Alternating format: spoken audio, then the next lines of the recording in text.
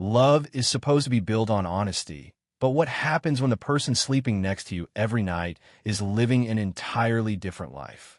Sarah and David Coleman were the couple everyone envied, high school sweethearts who'd built a beautiful family together in suburban Phoenix. But behind David's charming smile and their picture-perfect marriage lay a secret life with male lovers and health risks that would shatter everything Sarah believed about the man she'd loved for 18 years.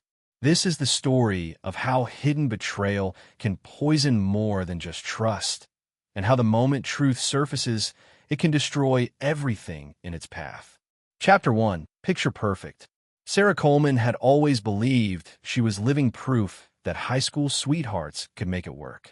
At 36, she still felt butterflies when David walked into their kitchen each morning, his hair tousled from sleep, reaching for the coffee she had already prepared. 18 years of marriage had only deepened what began as a teenage infatuation in the hallways of Desert Ridge High School. Their suburban Phoenix home reflected the life they had built together with careful intention. Family photos lined the mantelpiece, chronicling their journey from prom king and queen to proud parents of Emma, now 16, and Jake, 14.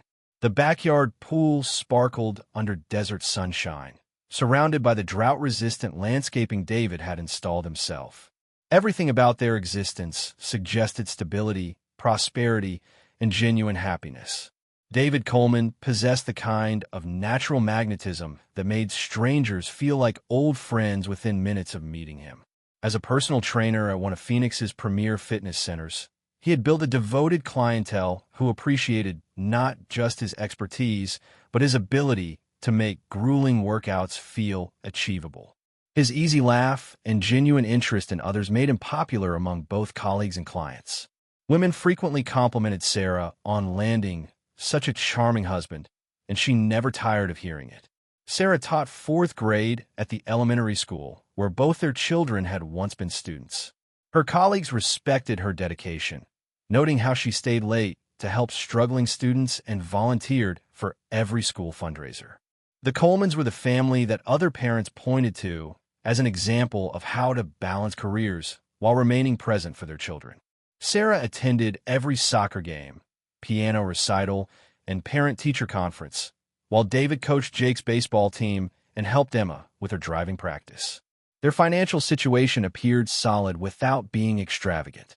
Sarah's teaching salary provided a steady income and excellent benefits, while David's training sessions and nutrition consulting brought in enough to afford their mortgage, family vacations, and the occasional splurge. They had discussed expanding David's business into his own gym, and Sarah had enthusiastically supported the idea, trusting his business instincts completely. Weekend mornings found them working in the garden together, David handling the heavier landscaping, while Sarah tended to her herb garden and flower beds. They moved with the comfortable rhythm of a couple who knew each other's habits intimately. David would bring her iced tea without being asked, while Sarah automatically handed him tools before he reached for them. Their social circle consisted primarily of other families from the neighborhood and school community.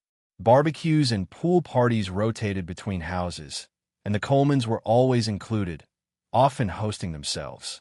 Sarah took pride in their reputation as the couple who made marriage look effortless, who had somehow maintained both romance and friendship across nearly 2 decades together. Neither Emma nor Jake had ever witnessed a serious conflict between their parents. Disagreements were handled quietly, resolved through conversation rather than argument, presenting a united front that provided security and stability their friends often envied. This foundation of trust and mutual respect would make the eventual truth even more devastating when it finally surfaced. Chapter 2. Living a Lie. David Coleman had mastered the art of compartmentalization with the precision of a surgeon. His ability to maintain 2 completely separate lives required constant vigilance, meticulous planning, and an almost supernatural capacity for deception that had developed over years of practice.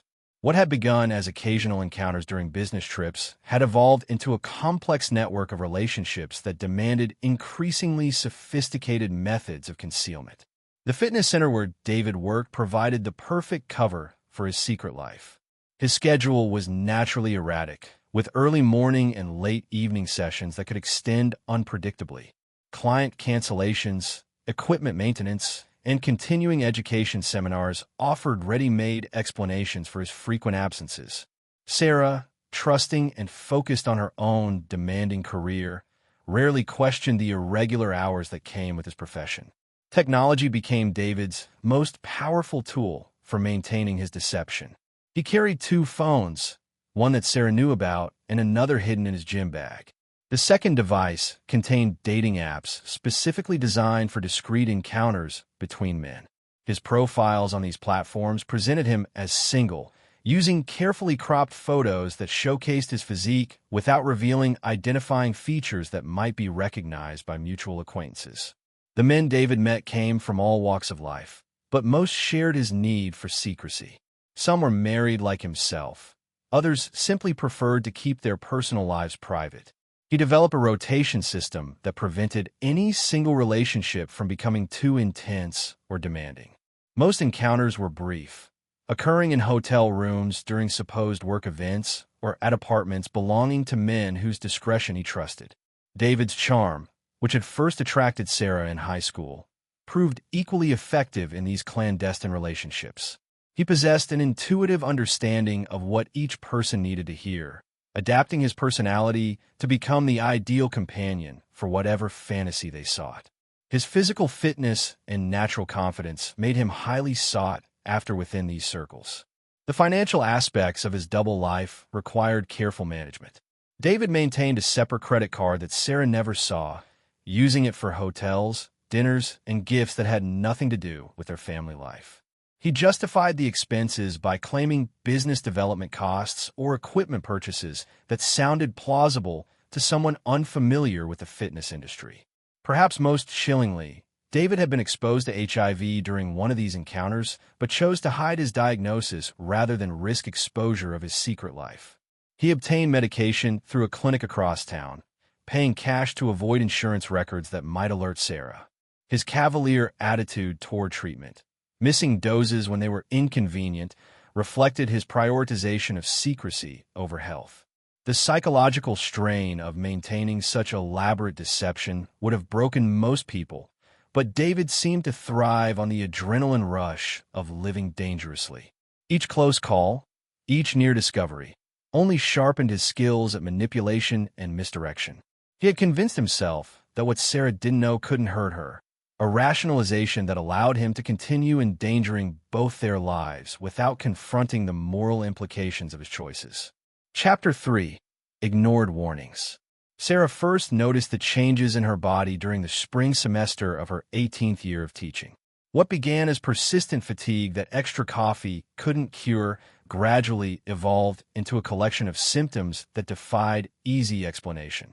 Her usually robust immune system seemed compromised, leaving her vulnerable to every cold and flu that circulated through her elementary school classroom. The weight loss came slowly, almost imperceptibly at first. Colleagues complimented her on looking trim, assuming she had finally committed to a new fitness routine. Sarah accepted the praise while privately worrying about her diminished appetite and the way her clothes hung looser each week. She attributed the changes to stress from the demanding school year and the additional responsibilities she had taken on as department coordinator. Night sweats disrupted her sleep with increasing frequency, leaving her exhausted and confused. David noticed a restlessness but attributed it to menopause, despite Sarah being several years younger than when such symptoms typically began. She found herself making excuses to avoid intimacy, claiming exhaustion or minor illness, while David seemed surprisingly accepting of her reduced interest in physical closeness. The anonymous phone call came on a Tuesday evening in March while David was at what he claimed was a continuing education seminar. The voice belonged to someone young, male, and clearly distressed. He spoke quickly, as though afraid he might lose courage before delivering his message. He told Sarah that David was not the man she believed him to be, that he had been living a secret life that put her health at serious risk. Sarah's initial reaction was defensive anger. She demanded to know who was calling and why they would spread such malicious lies about her husband. The caller refused to identify himself, but provided specific details about David's schedule, his habits, even the cologne he wore, information that would be impossible for a stranger to know. Before hanging up, he urged her to get tested for HIV, his voice cracking with what sounded like genuine concern for her well-being. The call left Sarah shaken and confused. She had always prided herself on being intuitive about people, particularly those closest to her. The idea that David could be living a double life seemed impossible, yet the caller's intimate knowledge of her husband's behavior was deeply unsettling. She found herself analyzing David's recent patterns with new scrutiny, noting inconsistencies she had previously dismissed. When David returned home that evening, Sarah confronted him about the call. His reaction was a masterclass in manipulation and gaslighting. He expressed outrage that someone would harass his wife with such obvious lies, suggesting the caller was probably a disgruntled former client seeking revenge for being dropped from David's training program. His indignation seemed genuine, and his explanation plausible enough that Sarah felt foolish for entertaining the accusations. David skillfully redirected the conversation towards Sarah's declining health, expressing concern about her stress levels and suggesting that paranoid thoughts might be symptoms of her obvious exhaustion. He convinced her that seeking medical attention for her physical symptoms was more important than investigating the ramblings of an anonymous troublemaker. Sarah chose to trust the man she had loved for 18 years over the desperate voice of a stranger. Chapter 4. The Devastating Truth. The medical appointment Sarah had finally scheduled was intended to address her persistent fatigue and unexplained weight loss. Dr. Patricia Martinez, who had been Sarah's physician for over a decade, immediately recognized that her patient's symptoms warranted comprehensive testing. The blood work would take several days to process, leaving Sarah in an anxious state of waiting that David seemed oddly unconcerned about. The second phone call came 3 days later, this time from a different voice, older and more assertive. Unlike the first anonymous caller, this man identified himself as Marcus, claiming to be someone David had been involved with for several months. His tone carried a mixture of anger and genuine remorse as he explained that he had recently tested positive for HIV and felt morally obligated to warn Sarah about her potential exposure. Marcus possessed intimate knowledge of David's life that went far beyond what any casual acquaintance could know. He described the layout of their home, David's work schedule, and even personal details about their children's activities. Most disturbing was his familiarity with David's habits and preferences, information that could only come from someone who had spent considerable time with her husband in private settings. The revelation shattered every assumption Sarah had held about her marriage and her husband's character. Marcus explained that David had been actively seeking male partners through various dating applications for at least 5 years, possibly longer. He described a pattern of deception so elaborate and sustained that it suggested David had been living an entirely fabricated existence within their supposedly loving marriage. According to Marcus, David had presented himself as single to most of his partners, using a separate apartment that Sarah knew nothing about for many of his encounters. The financial implications alone were staggering, suggesting that David had been maintaining an expensive double life, while Sarah believed they were saving for their children's college education and their own retirement. The most devastating revelation was Marcus's confirmation that David had been diagnosed with HIV at least 2 years earlier, but had continued his risky behavior without informing any of his partners, including his wife. Marcus had discovered David's medical records during what he thought was a committed relationship, leading to the confrontation that ended their involvement and prompted his decision to contact Sarah. Dr. Martinez called that afternoon with Sarah's test results. The clinical language could not soften the brutal reality. Sarah was HIV positive, and the strain matched samples from cases linked to the local outbreak that health officials had been tracking. The timeline suggested she had been infected approximately 18 months earlier, meaning David had been exposing her to the virus during their intimate moments while fully aware of his own status. The phone slipped from Sarah's trembling hands as the full scope of David's betrayal crystallized. This was not merely infidelity or financial deception. David had deliberately endangered her life, potentially sentencing her to years of medical treatment and shortened life expectancy, all while maintaining the facade of a loving husband concerned about her declining health. When David arrived home that evening, expecting to find his wife preparing dinner as usual, he instead found Sarah sitting at the kitchen table with printouts of medical records, test results, and a list of questions written in her careful teacher's handwriting. Chapter 5. Breaking Point Revised. The confrontation began with an eerie calm that felt more dangerous than screaming would have been.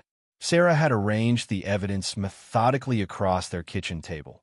Medical records, printed screenshots from Marcus's phone, and bank statements she had requested that afternoon showing transactions she had never seen before. Her hands remained steady as David entered their home, his gym bag slung over his shoulder, whistling softly as though this were any ordinary evening. The whistling stopped when he saw her sitting in the dim kitchen, illuminated only by the overhead light that cast harsh shadows across the damning papers spread before her. David's expression shifted through a sequence of emotions: confusion, recognition, calculation, and finally, a cold resignation that Sarah had never seen before. In that moment, she realized she was looking at a stranger who had been wearing her husband's face for years. David's initial response was predictably defensive. He attempted the same gaslighting techniques that had worked during previous confrontations, suggesting that Sarah was having some kind of breakdown, that stress from her illness was causing her to see conspiracies where none existed. His voice carried the patient tone of someone addressing a confused child, a condescension that ignited something dangerous in Sarah's chest. When his usual manipulation tactics failed to shake Sarah's resolve, David shifted strategies. He became almost clinical in his dismissal of her concerns, explaining that his relationships with men had nothing to do with their marriage, that they existed in a separate compartment of his life that didn't affect their family. His casual attitude toward her HIV diagnosis was perhaps the most chilling aspect of his response, treating her infection as an unfortunate but manageable inconvenience. Sarah listened to his explanations with growing horror, realizing that David felt no genuine remorse for the devastation he had caused. He seemed annoyed by the discovery of his double life rather than ashamed of it, frustrated that his carefully constructed deception had been exposed rather than devastated by the harm he had inflicted on his wife and family. The breaking point came when David suggested that Sarah was overreacting to what he characterized as a minor health issue. Modern HIV treatments were highly effective, he explained with the same tone he might use to discuss a mild chronic condition like diabetes. Sarah could live a completely normal life with proper medication, so her anger was disproportionate to the actual consequences of his actions. Something fundamental snapped inside Sarah's mind when she heard those words. She walked to their bedroom closet, where David kept his registered handgun, a precaution he had insisted upon years earlier for home protection. Her movements were deliberate and certain as she returned to the kitchen, where David was casually gathering the evidence papers as though tidying up after an unpleasant but minor disagreement. The gunshot that followed was swift and final, ending David's lies permanently while beginning Sarah's journey toward an entirely different kind of truth. Chapter 6. Investigation. The discovery came at 7:23 a.m. when Emma Coleman descended the stairs to find her mother sitting motionless at the kitchen table, still wearing the same clothes from the previous evening. David's body lay crumpled on the ceramic tile, the gunshot wound to his chest having caused massive blood loss that stained the floor in an expanding dark pool. The registered handgun rested on the counter where Sarah had placed it with the same methodical precision she used to arrange her lesson plans. Emma's screams brought Jake running, followed quickly by their neighbor, Mrs. Patterson, who had been retrieving her morning newspaper when she heard the commotion. The veteran kindergarten teacher took one look at the scene and immediately ushered both teenagers out of the house, while dialing 911 with trembling fingers. Phoenix Police Detective Maria Santos arrived within 15 minutes of the initial call, finding Sarah still seated at the table, unresponsive to questions but clearly aware of her surroundings. The evidence spread across the kitchen told a story of premeditation and discovery. Medical records, bank statements, printed text messages, and photographs that painted a picture of systematic deception spanning years. The investigation unfolded with remarkable speed due to the digital trail David had left behind. His hidden phone, discovered in his gym bag, contained thousands of messages across multiple dating applications.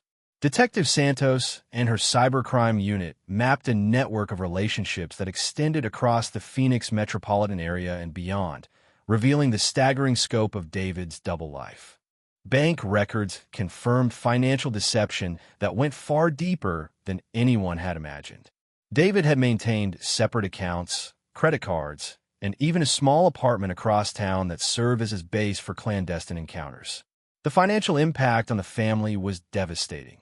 Their savings had been systematically drained, retirement accounts depleted, and the children's college funds redirected to fund David's secret lifestyle. Medical records obtained through a court order revealed the most damning evidence. David had been diagnosed with HIV nearly 3 years earlier, but had continued engaging in risky behavior without informing partners or taking consistent medication.